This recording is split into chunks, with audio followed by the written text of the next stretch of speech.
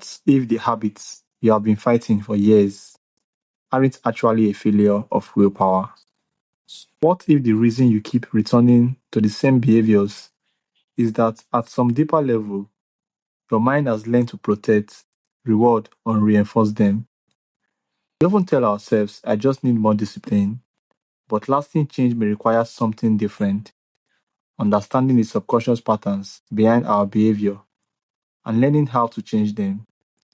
Today's guest, Jonathan J. Lo Logan, a transformational coach, hypnotherapist, behavioral expert, change expert, and the creator of the Stop Smoking Forever system.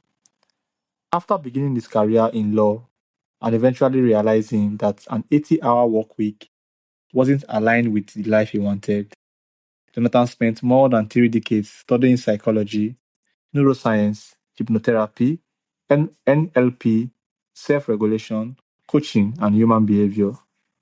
Today, he helps people break addictive patterns, change the way they think, reshape their identity, and take greater ownership of their lives.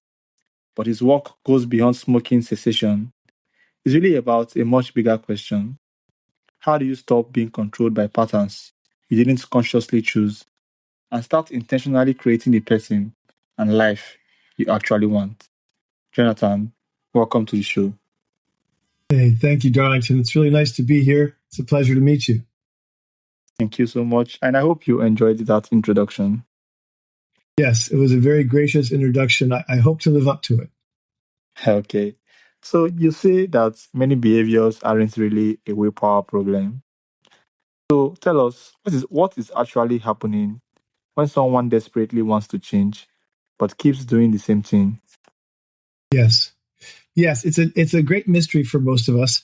Um, Typically, when we have a behavior we want to change, it's because we want something else. We want something more. Maybe my behavior is to smoke, and instead I want to stop coughing so much, stop having so much problems with my lungs, and so forth. And I want something else, but the habit seems to be stronger. And there's a really good analogy, Darlington, that I saw one time. The subconscious mind and the patterns of the brain are already in place, and we're trying to do something new. And that's like having a giant iceberg in the ocean being pulled from west to east in the current, and our desire to change it is like the wind blowing the other direction.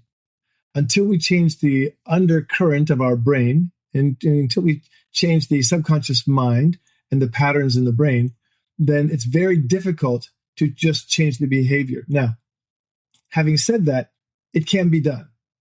It can be done if there's a great deal of pain or a great deal of necessity or a great deal of fear of pain. Let me give you an example. We know with smoking, and I'll use that because there's so many good examples. Even if you don't smoke, it could be eating improperly or doing some behavior that's spending all your money or causing some problems. We know a woman who may be smoking for many years and has a habit and she can't quit. But then the doctor tells her she's pregnant and she quits in the moment. Just like this, magic almost. It's because she suddenly has something bigger than her own pattern to care about. That it reorients her whole brain, it reorients her priorities, it reorients her focus, and she suddenly finds the courage to do this.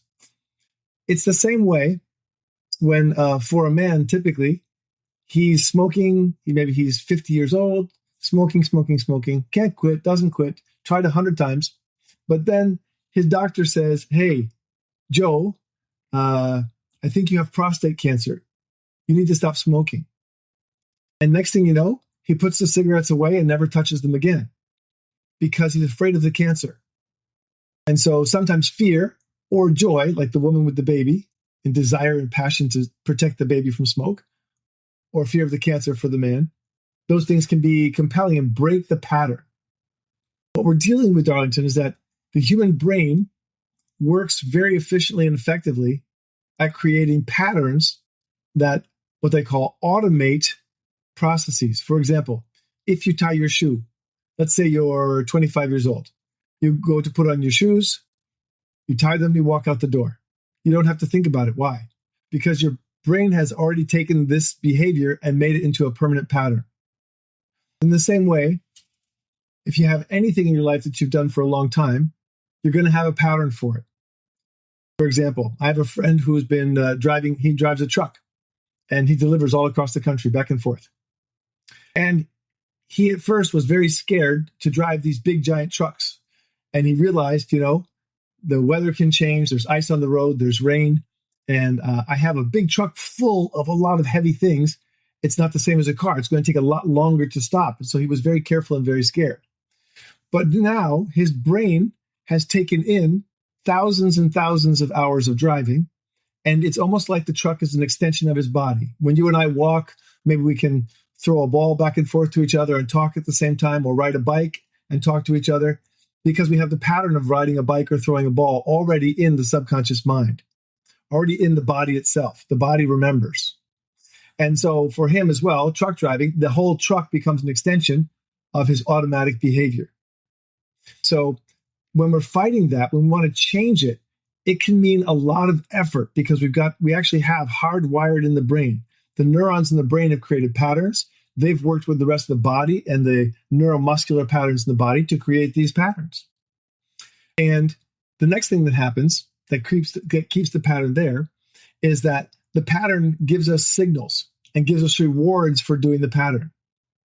What do I mean by that? Well, if you're used to riding a bicycle and suddenly you have to drive a car and you've never driven it, all that effort you put into riding a bicycle that was in your body and in your mind and your brain and your physiology goes away. In a sense, it's useless for driving a big car or a truck.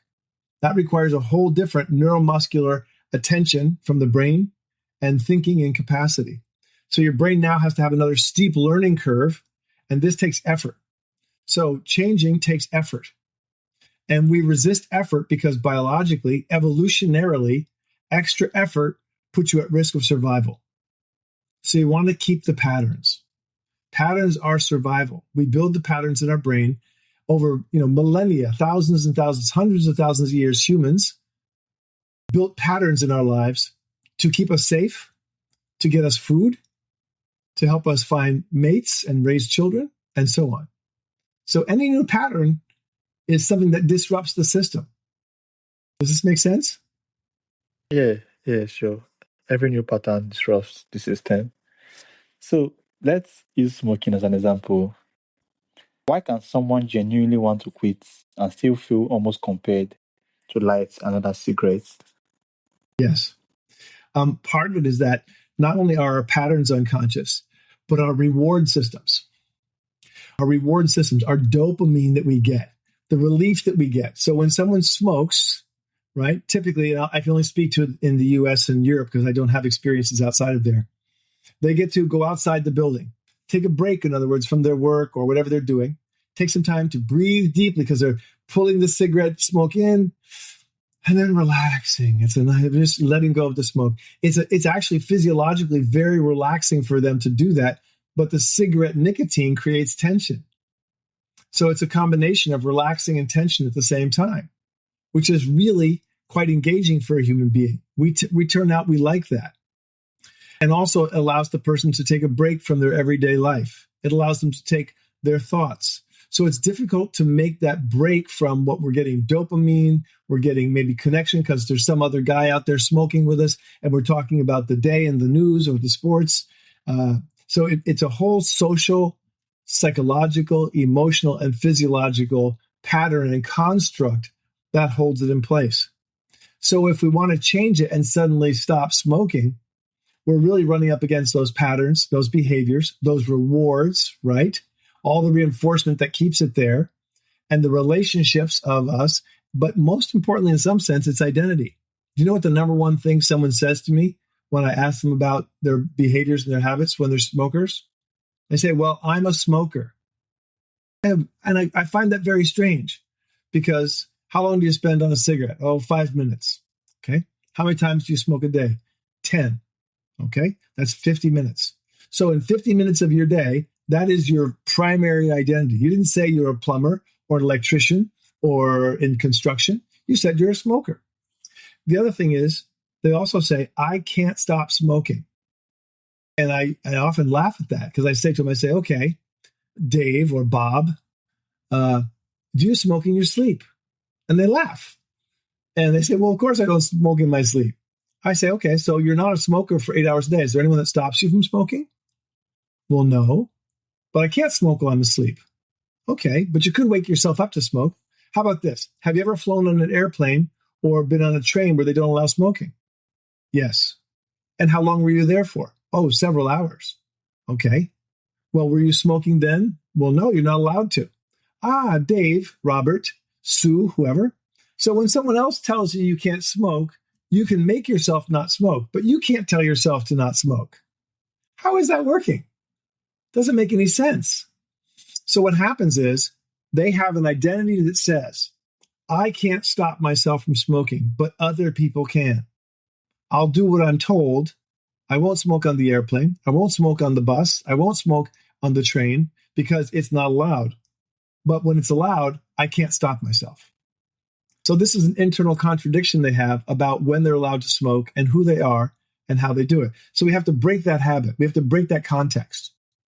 So what I tend to do is I get them to start listing out all the other things that they are in their life that are important to them. I'm a husband. I'm a father. I'm a partner in my construction business. I go to church. Whatever it is, the list of things that they do, that they identify with themselves.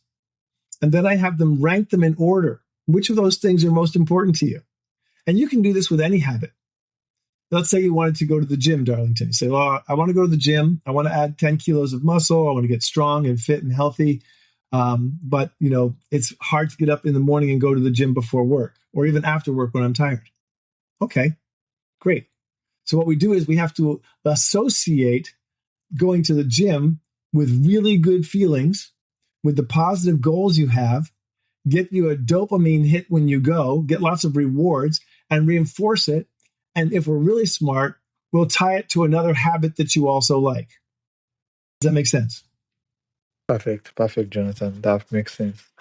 Honestly, this issue of smoking is the same here in South Africa, in Africa, all over Africa. So whatever applies there also applies here as well. Okay, so you have spent more than 30 years studying psychology, hypnotherapy, NLP, and behavior change.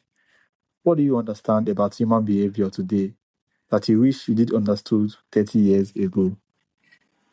That's a great question. No one's ever asked me that. I think it's a couple of things. Let me start with this. Most of our behaviors, most of how much sense of control we have, or agency, as they say, in the world we have, most of our identity and our belief in ourselves comes from someone else. Right? The language you speak, doesn't matter what language you speak. You can speak 5 languages. Those languages are made up by other people over centuries. They're trained to you, and you're taught language and how language works by maybe your school teacher, your mother, father, auntie, uncle, grandparents, etc. You've been taught so many things. We've all been taught so many things that form the construct, right? Form the whole basis of our understanding of the world and life. And inside of that is who we're supposed to be, how we're supposed to act, what we're allowed to do, how do we behave, how do we respond, when do we respond, and what's appropriate. For example, in some cultures, if someone insults the family, the son is duty-bound by honor to fight the person. He may be killed, but he'll do it because of the honor of the family. If the daughter is inappropriately accosted by a group of men, then she may have to commit suicide because in some cultures, she has soiled the family name with her being dishonored by other men. These are old traditional ways of thinking, but they still exist. They're just very good examples because they're so clearly different from the way most people think about the world today. In the same way, I remember one time I was donating books to a school, and one of the teachers said, one of the students I have said something that really shook me the other day. She said, I was told by my parents that we're not book readers in our family. Now imagine what that does to a young child. We, and the child wants to identify with mother and father and family, we are not book readers. Therefore, the child gets an idea and a belief in their brain that they're not going to be open to reading books, that books are not valuable, that they shouldn't read books, and that other people do that, but we don't. See how the child's identity and life path is suddenly crafted by an offhand comment by a parent. Also, what I've also learned is, so not only do we get most of our early childhood identity from others, is that if we want to change, it's a proactive, it's an ongoing proactive way of examining our life. Who am I? What do I believe? Why do I believe it? Is it accurate in the world? Do other people believe something different? If they believe something different, does that belief appear to be more effective? Let me give you an example. I remember going to church as a young boy, and the minister said, money is the root of all evil. Money is the root of all evil. That's not actually what the Bible says. The Bible says the love of money is the root of all evil. But as a child, I heard money is the root of all evil. So when I was young, I had no interest in money. I had no interest in making money. I took a job. It didn't matter how much I made. I just wanted to do a job so I could have a little bit of money so I could pay for things like my bicycle and so forth. Well, growing up, I realized that I didn't go for jobs where I could make a lot more money than the ones I did go for. Same level of effort, just a slightly different job, I could make a lot more money. Why? Because I thought when I was younger that money was the root of all evil, because that's what the pastor had told me, the minister had told me. So you see how early childhood thinking can have a big effect on us long term. So if we want to change, if we realize that something is wrong, and we'll get to that in a minute, if we realize something is wrong, we have to examine our beliefs. Malcolm X did a great job of this. Malcolm X, when he was thrown in jail, he sat down and he wrote down everything he believed. And then he went through those beliefs and said, are they true? Are they objectively true in the world? Are they real? And so forth. And what else is inside of these beliefs? He went to the dictionary and read the whole dictionary and read the words to see what their original meanings were, to see if the things he believed were accurate and helpful and healthy for him to believe. And he reoriented his identity, his mind, and his philosophy based upon a better understanding of the influences in his life from his childhood, what he was taught to believe, and what he saw in the world and what he learned. And the reason why I'm bringing this up is because it takes a while for us to understand that maybe our life isn't as we want it. And at first, what we do is we blame others. I don't have control over this out here that I want, so I'm going to blame someone else for it. I'm going to blame men. I'm going to blame culture. I'm going to blame religion or race or government or corporation. I'm going to blame someone else for the fact that I can't have what I want. And you notice what I said. I didn't say I don't have. I can't have. That makes me a victim. So our cultures in the world today mostly make us victims. And very few people go from being a victim, which means being at effect of something you don't want. I'm a victim because something is happening to me that I don't want, or something is denied from me that I want and I can't get. So the world makes us into victims, which makes us compliant, which makes us easy to control and manipulate. And because of that, if we don't stop to think, is this true? Is it accurate? Is it the same for everybody else? Do I want something different? How do I get it? What does it look like? If we don't ask those questions and we don't answer those questions ourselves and then keep asking them, because the first answer might not be right, we may need to go through 4 or 5 levels of asking the question, testing it out, the answer out in the world, coming back again with that information and the results, and trying again. Does this make sense? Yeah, sure, Jonathan. That makes sense. Thank you so much. So moving on to the next question. How much of our daily behavior is actually conscious choice versus patterns we have simply learned and automated? That's a great question. I don't have an answer to it. What I can tell you, because everybody's different, right? Maybe someone who, is very clear-minded. Maybe the idea that comes in the popular media is a Buddhist monk, right? He sits for hours a day meditating and praying on the world, and after 20 years, he reaches enlightenment, and he has complete control over his mind and his body. He can slow his heart rate. He can heat his body up and melt ice, and so forth. Most of us are not Buddhist monks that do that. I would suspect that the average person probably is A, conscious, and B, in control, somewhere around 10 to 15% of the day. Now, remember, we sleep a third of the day, so that's kind of not fair. But fundamentally, what I mean is about 10 to 15% of the day, we're not operating on the software that was installed in our brains and our minds and our bodies when we were young by our schools, our religion, our parents, our associates, our environment. And then on top of that, we tend to build our early adulthood inside the framework that we are given at an early age. So we're just building on the framework. We're using the same tools we were given. And it takes a while for the average person, if they're going to change at all, to realize that they can change. Well, actually, A, they want to change. B, they can change. C, that there's a way to change.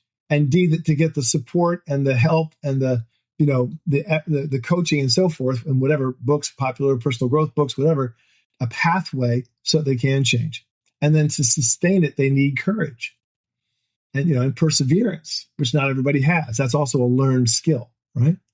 So I think probably 10 to 15% for the average person. And the key, though, is this. Let me frame this final piece with the idea that if we're lucky, we're able to create better, healthier habits that are more in alignment with the world we want to create, with the person we want to be, and with how we want to live. Because look, if I've created the habit of going to the gym, I'm creating the habit. I was habitualized and running the behavior of my childhood. You don't need to work out at the gym. Only people with money work out at the gym. Okay. Then I realized I want to work out at the gym. I want to get stronger. Then I go, okay, how much does the gym cost? Okay, I can afford it now as an adult. Now I have to go do it. And then I get into the habit of going to the gym. And once I'm in the habit of going to the gym, I'm just going out of habit now. I don't have to think, and I have to actively take control of my life. You get more control of your life by creating habits that serve your life, right? So control or be controlled, right? We're being controlled by our unconscious habits, unconscious beliefs, unconscious language that we were given in our childhood usually, and that we grew up with before we broke free of that. And we create habits and ways of thinking that serve us to control the world around us, mostly ourselves. Right? And let me add another piece here. The most important person to control in the world is ourselves. When we control ourselves, when we build habits, when we build our mind, when we build our understanding of the world, when we can see clearly, when we're willing to be a constant learner because what we think may be true may not turn out to be true. And that's a superpower, to be willing to just switch when it's time. If you think this car requires standard English tools, old English measurements, and then suddenly you learn metric, you don't get angry and upset. You just reach for a different size wrench. But someone who is stuck in old patterns will revert back to the old pattern, and they just won't fix the car because it's too hard. Instead, we have to be flexible and humble and constantly learning in order to stay in control, which means really being able to navigate the world as it comes at us. Thank you so much, Jonathan. So tell us, what separates people who successfully reinvent themselves from those who remain stuck despite knowing they need to change? I think some people have an advantage. Some people are more agentic, meaning they're more at cause, meaning they're more aware that they can change, more in control of their ability to change and their desire, and they're able to self-motivate themselves, and they put themselves in environments where that's going to happen, right? So people who don't change a lot typically are more concerned about the way other people think about them. They're more concerned about upsetting other people in their relationships. They're more afraid of the three fears of change. Like Brendon Burchard, the famous coach, has three fears of change. Fear that I can't change. Fear that if I try to change, it's going to be too painful. And then the third is fear that when I do change, if I do become or have that other thing, that it will be just as painful as where I started. And so I wasted all this time and effort. And those thoughts keep them stuck where they are. There's a guy who wrote a book, and he said, once I got to the point where I realized that there's billions of people on the planet and hundreds of millions of people in my country and my continent and my country, that I really will never meet and don't know. But here I am trying to say, I'm not sure. I don't want people to think differently of me. The fact is, you've been changing your whole life. You've been growing your whole life. And there's going to be, out of 8 billion people, Darlington, there's going to be billions that don't like you and billions that do like you if they meet you. And the bottom line is, who cares? You have to go out and build the life you want. And so the people that change are the ones more willing to have other people not like what they're doing. Maybe they've got friends who support them. Maybe they had a grandparent who said, Darlington, you can do it. Just never give up trying. Why not you? You can do it. Maybe they read a personal growth book and realized that someone came from terrible circumstances, living on the streets, no parents, no food. And finally, they got a little bit of a break and they worked hard and they changed their life. Who knows what the reason is? But mostly it's about people who decide they want to change. They're willing to go through the pain of changing. They're willing to go through the challenges and the difficulty. They're willing to keep going. They're willing to fail forward and learn from every single failure. Why did I fail? What can I do better next time? And then to go back out and try again. They're willing to hear no 100 times to finally get to the yes, because they have an internal sense of control, an internal sense of authority, and they like who they are as a being, but they want to change who they're being in the world. Does this make sense? Yeah, Jonathan, thank you so much. That Yeah. makes sense. So, how can we remain open-minded without becoming gullible, while also staying skeptical without becoming cynical? Let me make sure I understand the question. So, are you asking, why do some people become skeptical and cynical? Question is, how can we remain open-minded Ah, without how do becoming we? gullible, Okay. and why Um, also staying skeptical without becoming cynical? yes, I think I think it's a process of learning. I think being open-minded and curious and willing to learn allows us, is because we are willing to experience discomfort. The less discomfort we're willing to experience, the less open-minded we're willing to be.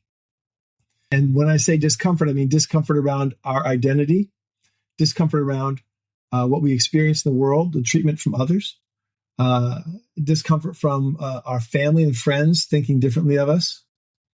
There's an old saying that when you don't have to put a cover on a bucket of crabs, because they will pull, one tries to crawl out, the others will pull it back down in. And environment is so very important.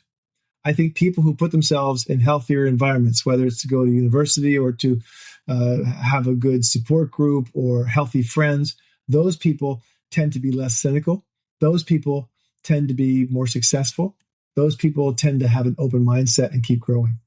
Part of the benefit of going to university, if one can afford it, or to work in a big city and expose yourself to people of other religions or races or belief systems or cultures or what have you, is that it broadens your perspective, so that you're not stuck on the only way of being is only this way that I was taught in my town or my city or my village or my church or what have you.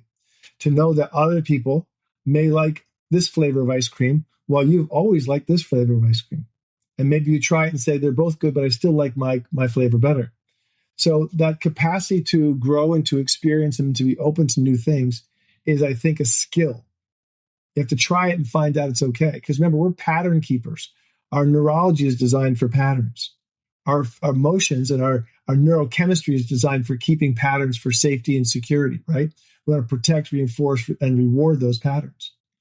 And so I think that's the key. Number one is putting yourself out in the world and experiencing new things and recognizing it's not going to kill you to try a new food. You're not going to lose yourself if you make a new friend. If someone says no, you're going to be okay. I mean, I heard a Professor Scott Galloway, if you haven't heard of him, he does a lot of work with young men about going out into the world and trying things and becoming brave. And he says, look, you've got to be willing to accept a lot of no's to get to a yes. If you can't accept a lot of no's, you can't get to what you want, because somewhere what you want is maybe 10, 20, 50, 100 no's down the way. And you have to be willing to accept those no's to get to the point of a yes. In other words, be open-minded to the experience, learn along the way. Now, how do we remain skeptical without being cynical? That's a hard thing to do for a lot of us, because if we're skeptical and our skepticism is rewarded with finding out that we've been fooled or tricked or lied to, or the information is wrong or something like that, or that's bad, then we tend to build a pattern, because we're pattern makers. We tend to build a pattern that can make us cynical, because we don't want to look at it again. It's a skill to look at things with fresh eyes every time, to say, well, I've been to, I'm going to make this up because I like Indian food, but let's just use the term as an example. Well, I've been to 10 Indian restaurants and I didn't like any of the food. Well, come with us. We're going to India and we're going to have fun. No, I'm not going to go. Or, yes, I'll try it one more time and I'll see. So it's very hard to keep being open-minded and skeptical, but not cynical. It's a very difficult thing. And I think it helps to mind the tone, the energetic, emotional tone of people around you. You want to put people around you and place yourself around people who are positive, open-minded, caring, empathetic, and willing to experience things with you and talk about things without judgment. Because if we can't talk about things without judgment, then we're going to get bitter, because we keep getting judgment. It's very hard. Thank you so much, Jonathan. So, finally, if someone listening knows they need to change but feels completely stuck, what is the first thing you would have them do to begin taking control of their life? Yes, there's a couple things. First is to know that you can change. You have to have a belief that you can. And what I always say is, if she can, if he can, if they can, then I can. If I have 2 legs and 2 arms, right? I'm just using this as an example. If I have 2 legs and 2 arms, then I can play on the basketball team. I may not be very good, but if they can throw the ball through the hoop, or if they can kick the soccer ball through the net, then I can learn how to. In other words, just because we haven't done it doesn't mean we can't. We can. If we try enough time and effort and learning, we can achieve almost anything, right? Almost anybody can go to university and get a degree if they're willing to spend the time and the effort and the learning. Same thing with any new skill. So first is, know you can. If there's someone else in the world who's done it, you can. Now, if you're 4 foot tall and you weigh 200 kilos, you're probably not going to play in the National Basketball Association or go to the Olympics for your country's national basketball team. You might, but you probably won't. So you want to give yourself things that are realistic. If you're someone who's never driven a car and you only have one arm because of an accident as a child, you're probably not going to be a pole vaulter. You can, but you probably won't. So in other words, make sure you have big goals that you want, that are motivational to you, that are exciting to you, that you're passionate about, that are realistic in terms of, can someone like you do it? Answer yes. The next thing is to write down a complete list of what it is you want, and then why you want it. What is it I want? Why do I want it? And what is it going to get me in terms of feelings? How will I feel when I get it? So I'll give you the example. There's a tool called Visioneering by a guy named Dr. Dennis Deaton. And what he said was, you've got to know what you want. You've got to write it down. You've got to write down why you want it. And then you've got to write down a visualization of yourself having it and doing it. In other words, I was in sales for a while. So Darlington, I worked for a big global billion-dollar global software company, and I was in sales. And it was an opportunity to make a lot of money, an opportunity to win a trip to Hawaii, a vacation, a week-long vacation in Hawaii. And so I wrote down what I wanted. I wanted to hit my goal for sales. I wanted to earn enough money to go, and I wanted to win the week. Anybody who sold 100% of their number that they were given to hit got to go. And so I wrote that down. Then I said, what is it going to get me? Well, I get to take my girlfriend to Hawaii. I get to go hang out on the beach with the executives and the other sales guys. I get to have a free hotel and food. So I wrote this down. And I said, what will it do for me? It's going to make me feel good, make me feel like I'm winning in life. It's going to make me feel like I can accomplish. It's going to make me feel like I'm successful, that I'm taking my lady on vacation. So, and then the last thing is, I wrote down a visualization of myself. So I'm wearing my nice clothes. I'm walking up to the vice president of the company. I'm getting my little award. I'm shaking his hand, and people are clapping. And then I'm sitting down at my table, and I'm getting a kiss from my girl because she's proud of me for winning the award and getting to go to Hawaii. So I wrote this down, and I I read it every single day for the whole year until I got my number. Every morning when I woke up, every night before I went to bed, I read this statement and I read this all down. And it was very successful. I got to go to Hawaii. So I made it by just a little bit. I mean, I literally, by just the amount of hair on my head. I don't know if you can see me, but I have very short hair. I have a bald head. And I made it just barely. But what I would say to anybody who wants this success, anybody who wants something in their life that's different, anybody who wants big change and big goals, you got to know what you want. You write it down in detail. You write down why you want it. What's it going to do for you? What's it going to mean for you emotionally? Then you write down an experience that you have in present real time of having it right now. And then you can meditate on it. You can pray on it. You can read it. And you can use self-hypnosis as well with it, which is what I do with my smoking clients. I use self-hypnosis for them. I teach them that. So that's what I would do. How does that sound? Perfect. Wonderful, Jonathan. Thank you so much. This has really been a very, very exciting episode. Thank you so much for taking out your time to be here. Honestly, I really appreciate you. One of the biggest ideas from today's conversation is that change isn't simply about forcing yourself to behave differently. Sometimes you have to understand what is driving the behavior in the first place. The habits you repeat, the identity you carry, and the stories you believe, and the environments you live in can quietly shape your decisions long before you consciously make them. And that's why I think taking control of your life isn't necessarily about becoming more forceful. Sometimes it's about becoming more aware. Because once you understand the patterns controlling you, you have a much better chance of deciding whether you want to keep them. Thank you so much, Jonathan. So, for those who would like to connect with you and learn more about what you do, how can they do that? Absolutely. What I would say is you can go to YouTube and youtube.com/life success tools.